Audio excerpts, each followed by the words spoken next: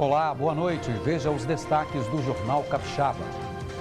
Delegado indicia a mulher que quebrou o carro do ex-companheiro neste final de semana em Cariacica por 3 crimes. Além de dano ao patrimônio, Edna Machado vai responder por ameaça à atual namorada do ex e ao filho dela. Paciente morre após cair de telhado do Hospital Estadual de Urgência e Emergência em Vitória. A polícia acredita que ele tentava fugir da unidade. Ministério Público denuncia 4 engenheiros por negligência e erros de cálculos no caso do desabamento do edifício Gran Park, que aconteceu há 3 anos e deixou uma pessoa morta. 1 em cada 4 motoristas de Vitória admite que usa o celular ao volante. Segundo pesquisa do Ministério da Saúde, a capital capixaba é a 4ª do país com maior percentual de pessoas que admitem cometer a infração. E para tentar reduzir as infrações no trânsito, o governo do estado anuncia reforço nas ações de fiscalização. Entre as medidas estão o uso de sistema de registro de infrações online e operações integradas com as polícias. Veja também, o fotógrafo capixaba que ficou sob o poder do exército venezuelano recebeu nossa equipe de reportagem em casa e relatou a experiência que viveu após ser preso. Ele registrava a rotina de refugiados. Veja agora no Jornal Capixaba.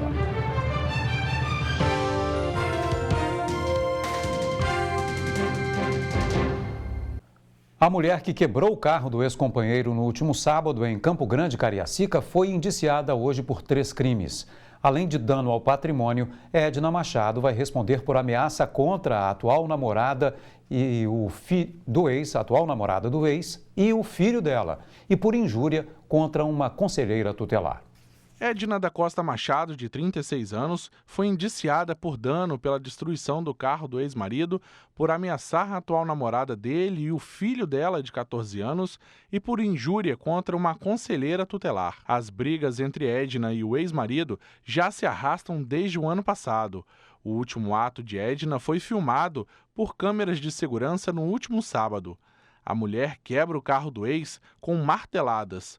O veículo fica todo danificado. Nós enxergamos ainda a possibilidade da prática de 2 outros crimes, além do crime de dano. Tá? O dano, vou deixar claro, dano, na minha concepção, qualificado pelo motivo egoístico. Tá? E, além disso, eu identifiquei um crime de ameaça dela para com a atual namorada do ex-marido. A vítima representou por ela e pelo seu próprio filho menor. E, por último, tomamos ciência de um outro áudio em que uma conselheira tutelar aqui do Conselho de Cariacica entrou em contato com ela pelo telefone para saber em que pé estava a situação dos filhos em relação ao pai, porque o pai estava dizendo que não tinha direito à visita e tal, e ela simplesmente desacatou pelo telefone a conselheira tutelar. A conselheira tutelar não diz quais as ofensas foram proferidas, mas ela simplesmente fala assim, olha, como conselheira tutelar, eu nunca fui ofendida dessa maneira. Foram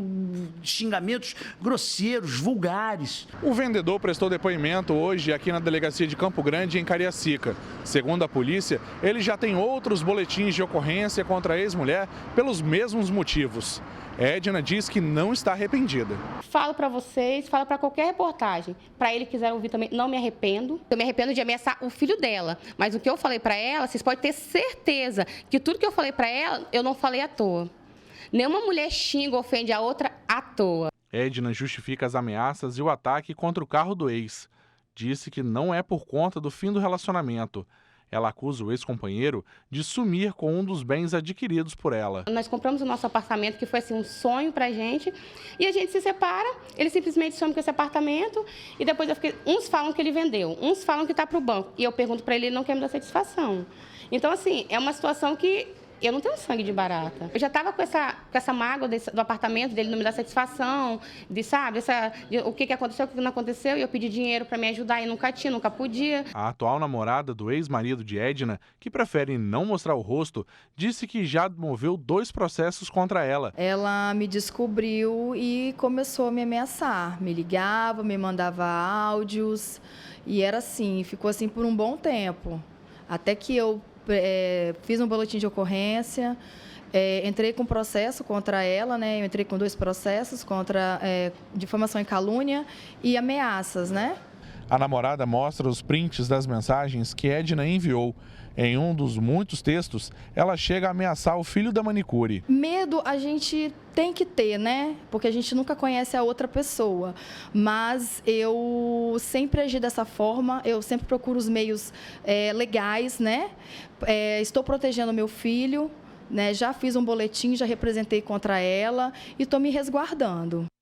Um paciente morreu ao cair do telhado do Hospital Estadual de Urgência e Emergência de Vitória, o antigo São Lucas, de uma altura de 10 metros. O corpo do homem, de 48 anos, foi encontrado hoje pela manhã dentro de um fosso. Ele estava desaparecido desde a noite de ontem. A principal suspeita da polícia é de que o homem tenha tentado fugir da unidade de saúde. O corpo do paciente de 48 anos foi encontrado no início da manhã de hoje no fosso, que fica na parte interna do Hospital Estadual de Urgência e Emergência, o antigo São Lucas, em Vitória. A Polícia Civil foi acionada para investigar o caso. A suspeita é que o homem caiu de um telhado que possui uma altura de cerca de 10 metros. Hoje de manhã cedo, o pessoal da nutrição, a sala do lado, tem um vão de uma parede para outra. De aproximado, tipo um fosso de ventilação. E aí ela abriu a janela para sair o cheiro do alho, alguma coisa assim nesse sentido, aí viu lá o corpo lá. Fechou a porta, chamou a polícia militar, chamou a direção, informou a direção e aí foi chamado a perícia. De acordo com a polícia, o paciente deu entrada no hospital na última sexta-feira para realizar um procedimento cirúrgico. A vítima tinha engolido uma dentadura. Ontem à noite, enfermeiros perceberam que o paciente tinha desaparecido e, por isso, registraram um boletim de ocorrência. O enfermeiro que estava de plantão fez o BO, chamou a família e informou a família que ele tinha se evadido. A polícia suspeita que o paciente tentou fugir do hospital. Por meio de nota, a Secretaria Estadual de Saúde informou que lamenta o ocorrido e que vai acompanhar as investigações. Um ladrão foi atropelado na manhã de hoje depois de tentar assaltar uma farmácia em Vitória. Uma das funcionárias chegava para trabalhar quando percebeu o crime e acionou a Guarda Municipal. Na tentativa de fugir, o bandido atravessou a Avenida Leitão da Silva correndo e foi atingido. 3 funcionárias desta farmácia, que fica no cruzamento das avenidas Leitão da Silva e César Ilau, foram feitas reféns por um criminoso no início da manhã de hoje. O fluxo de veículos na região era intenso no horário em que tudo aconteceu. Segundo testemunhas, o assalto aconteceu por volta das 7 horas da manhã de hoje. O criminoso abordou as funcionárias no momento em que elas abriam a farmácia. Ele exigiu o dinheiro do caixa e trancou as vítimas em um dos cômodos da loja. Por sorte, uma funcionária que tinha acabado de chegar à farmácia escutou o barulho e acionou a Guarda Municipal. Segundo a Secretaria de Segurança Urbana de Vitória, os agentes se depararam com o indivíduo armado dentro da farmácia. Ao perceber a presença dos agentes, o criminoso conseguiu fugir pela porta lateral da farmácia. Ele atravessou a rua e veio parar aqui no canteiro central, onde tropeçou e bateu com a cabeça em um carro. Foi neste momento que os guardas conseguiram conter o indivíduo. O criminoso foi preso e levado para o Hospital de Urgência e Emergência em Vitória, onde recebeu atendimento. Após liberação médica, os agentes encaminharam o suspeito para a Delegacia Regional de Vitória. Este senhor, que possui estabelecimento há 30 anos próximo à farmácia, afirma que o bairro se tornou um local inseguro. Na semana passada, um cliente teve a bicicleta furtada enquanto fazia as compras. 2 semanas atrás, o cliente parou aqui e entrou. Quando ele chegou no balcão, que ele olhou para trás, já tinha levado a bicicleta dele. Porque ele voltou, tadinho, já era. Uma situação que tem se agravado e tirado o sono de quem depende do comércio. Infelizmente, a gente quase não vê policiamento, entendeu? Rodando, né? O movimento já está bem fraco, né? E agora com esse negócio de segurança, então aí piora mais ainda, né? Segundo a Polícia Civil, Wanderson Batista da Silva foi autuado por roubo qualificado pela restrição de liberdade das vítimas e resistência à prisão. Ele foi encaminhado para o Centro de Triagem de Viana. A direção da farmácia preferiu não se manifestar. O Ministério Público Estadual denunciou 4 engenheiros por negligência e mau uso da formação técnica no caso do desabamento do edifício Gran Park, que aconteceu há 3 anos. Laudos periciais e análises técnicas de empresas de engenharia mostraram que, além das condições estruturais precárias, houve erro nos cálculos do projeto arquitetônico. De acordo com a denúncia, os envolvidos contribuíram para o desabamento da área de pavimento de uso comum do condomínio e para a morte de um funcionário do prédio. Segundo o Ministério Público, houve erros de cálculo no projeto arquitetônico. Os engenheiros não verificaram as irregularidades existentes e permitiram a construção com várias falhas. Ainda de acordo com o Ministério Público, as negligências foram fatores determinantes no desabamento da estrutura e na morte do funcionário. Parte da área de lazer do condomínio desabou em julho de 2016. O porteiro do condomínio morreu na ocasião e pelo menos 5 pessoas ficaram feridas, entre elas o síndico e 4 funcionários do condomínio. Em março deste ano, a construtora Cirela, responsável pelo empreendimento, afirmou que as obras de reforma devem ser concluídas em agosto. Já o Comitê de Gestão de Crise do condomínio informou que os moradores poderão voltar a morar no condomínio em setembro. Nossa produção entrou em contato com a construtora Cirela, responsável pelo edifício Gran Park, mas não tivemos retorno. As obras de revitalização da orla da Praia do Morro, em Guarapari, começaram hoje. Quem passou pelo local testemunhou a demolição dos banheiros da orla. A obra deve custar mais de 5 milhões de reais aos cofres da Prefeitura de Guarapari e será realizada pela empresa Esplendor Empreendimentos. A previsão é que a obra seja concluída em 6 meses. Veja no próximo bloco. 1 em cada 4 motoristas de Vitória admite que usa o celular ao volante. Segundo pesquisa do Ministério da Saúde, a capital capixaba é a 4ª do país com o maior percentual de pessoas que admitem cometer a infração. O levantamento mostra ainda que pessoas com maior escolaridade são as que mais cometem a infração. A gente volta já.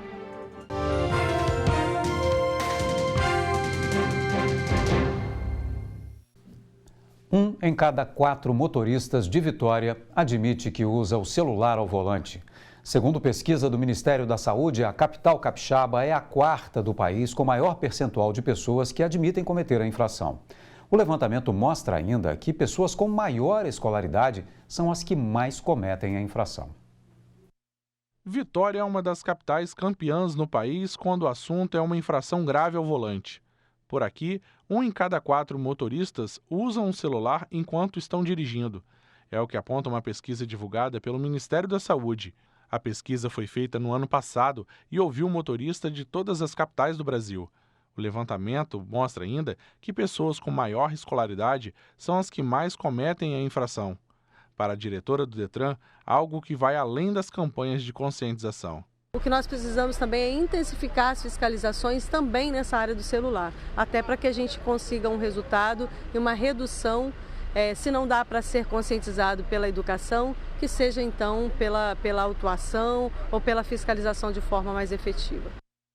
Considerada infração gravíssima pelo Código de Trânsito Brasileiro, falar ao telefone enquanto dirige é ato punido por multa no valor de R$ 283,47. O condutor tem anotados 7 pontos na carteira de habilitação. E para tentar reduzir o número de infrações no trânsito, o governo do estado apresentou hoje um conjunto de ações integradas de fiscalização. Entre as medidas anunciadas estão o uso do sistema de registro de infrações online por agentes de trânsito e operações de fiscalização integradas com as forças policiais. Uma das medidas apresentadas pelo governo no pacote para a fiscalização do trânsito foi a contratação de um sistema de registro de infrações online. Esse sistema será usado principalmente em 1.300 aparelhos celulares que vão ser entregues para agentes de trânsito e policiais. Agentes da Polícia Militar e do Detran vão poder fazer o registro dos acidentes de trânsito imediatamente, colhendo os dados com segurança. Nós vamos oferecer integração às prefeituras municipais, como Vitória, que já tem os smartphones, e as demais prefeituras, ao DR, e vamos ter assim todo o processamento de infrações de forma eletrônica. O sistema de registro de infrações também poderá ser usado por motoristas para recorrer a possíveis multas, tudo de forma eletrônica. No ano passado, o Detran do Espírito Santo registrou cerca de 500 mil multas, processos que geravam muito papel e burocracia.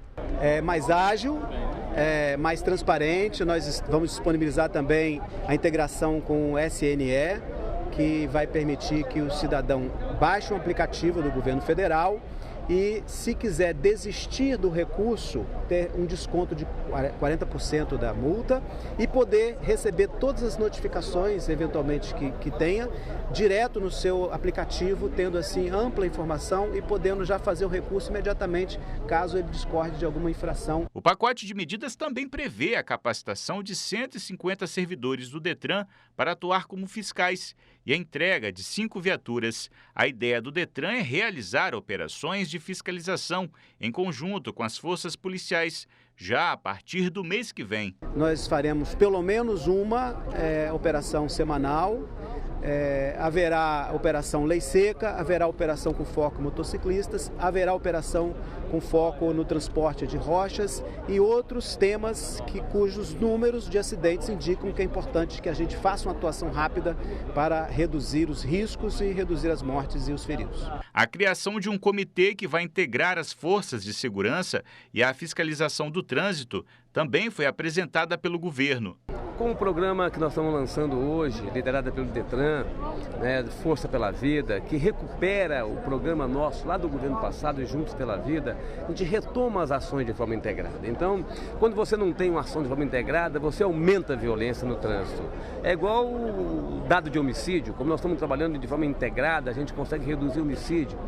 A violência no trânsito é a mesma coisa, a gente tem que trabalhar de forma integrada, então a gente resgata o conceito de trabalho integrado para que a gente possa atender as metas mundiais e ao mesmo tempo para a gente possa proteger as famílias capixabas. O governador aproveitou para criticar as ações do governo federal para rever a instalação de radares nas estradas federais e aumentar a pontuação de infrações para a perda da carteira. Nós não vamos acabar com o controle de velocidade nas rodovias estaduais, reduziu muito a violência nas rodovias federais e nas estaduais. Estamos contrários também à flexibilização dos pontos nas carteiras, porque isso também acaba dando a sensação de afrouxamento, de que o caminho é impunidade, e boa parte das mortes que acontecem no trânsito hoje é por impunidade. As pessoas correm o risco de tirar a vida de outra pessoa sabendo que nada vai acontecer com ela. A seguir, o fotógrafo capixaba que ficou sob o poder do exército venezuelano no dia 17 de junho recebeu nossa equipe de reportagem em casa e relatou a experiência que viveu após ser preso. Ele registrava a rotina de refugiados. É um instante só.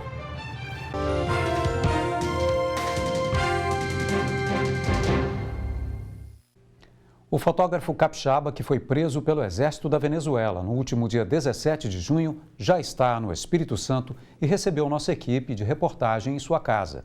O profissional que registrava a rotina de refugiados do país vizinho na região de fronteira chegou a ficar quase 30 horas sob o poder dos militares venezuelanos.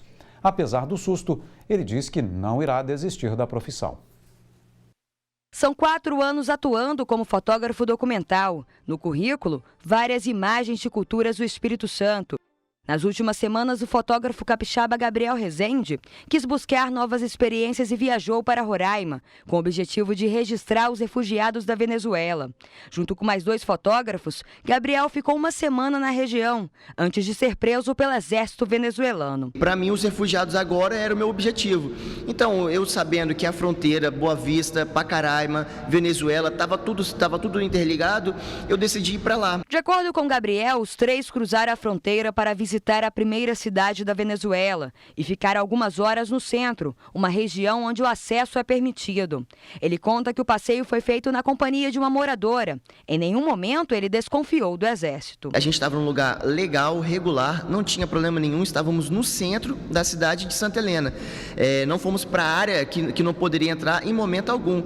E com o reforço da moradora, o nosso receio básico era ser roubado, ser assaltado. No retorno para o Brasil, Gabriel e os 2 fotógrafos foram surpreendidos pelo exército venezuelano, que prendeu os profissionais e apreendeu todo o material fotográfico. Foram quase 30 horas sob o comando do exército. Gabriel afirma ter sofrido violência psicológica. Um dos momentos mais difíceis para o profissional foi a angústia de não saber se realmente ficaria preso em um dos presídios mais perigosos do mundo. Foi um terror mental, assim, psicológico. Eles o tempo todo falando que iam atirar na gente, que enquanto dormíamos, se nós mexêssemos, iam tirar na nossa testa. Para mim, o momento mais difícil mesmo foi quando a gente esteve no quartel de Santa Helena. A gente passou a noite na fronteira, de manhã levaram a gente para Santa Helena. Quando chegamos nesse quartel, a gente foi tratado como realmente um prisioneiro. Ali eu estava certo que a gente não ia ter volta mesmo. E a gente teve que aguardar a resposta do capitão do exército venezuelano. Se nós íamos para a prisão de Puerto Ordaz, que lá era uma das maiores prisões que tem na Venezuela e no mundo, esse para mim foi o momento mais crítico mesmo, assim, a espera, a angústia, o medo, o coração batendo rápido, a gente não sabia o que fazer, não tinha o que fazer, só esperar. Então esse para mim foi o momento mais complicado mesmo, uma decisão assim crucial para a minha vida, né? Fotos e arquivos dos profissionais foram deletados pela inteligência do Exército. Até um drone, que Gabriel garante não ter utilizado na região, foi apreendido pelos soldados. O drone ficou dentro do carro, não encostamos nesse drone, não tiramos ele de lá, quem dirá fizemos imagem de lugar irregular. Isso não aconteceu de fato. Após negociação entre os dois países, os fotógrafos foram liberados no último dia 18. As câmeras e materiais foram devolvidos, exceto o drone. O drone não foi devolvido, o drone ficou lá, eles apreenderam mesmo de fato, e o resto do material eles devolveram sim, com tudo apagado, até coisa que não deveria, até coisa que não tinha nada a ver com o que a gente tinha acontecido naquele momento, mas apagaram tudo mesmo. Depois da grande negociação por parte do consulado, envolvendo Itamaraty, envolvendo Exército Brasileiro, depois disso foi de forma tranquila, a gente saiu de lá, foi levado para o consulado para entrar em contato com nossa família, nossos amigos, né, quem estava preocupado com a gente. Aí que a gente foi ver que estava tendo essa repercussão de mídia, coisa que lá dentro, como a gente não tinha contato a nada, não tinha direito a celular, a informação, a receber visita, a gente não sabia do que estava acontecendo, então depois foi um grande alívio mesmo, foi ali, só aproveitar mesmo. Apesar da experiência, o fotógrafo capixaba garante que não vai desistir. Para ele, desafios fazem parte da profissão. Desistir não é uma possibilidade para mim, isso faz parte da minha vida, sabe, me move. Então, o que eu posso dizer é que é um aprendizado. Esse é um aprendizado que eu tive e que para levar de lição para as próximas oportunidades. Mas desistir não, vou continuar com certeza fazendo esse meu trabalho aí. E o Jornal Capixaba termina aqui. Você fica agora com o Jornal da Band. Uma boa noite e até amanhã.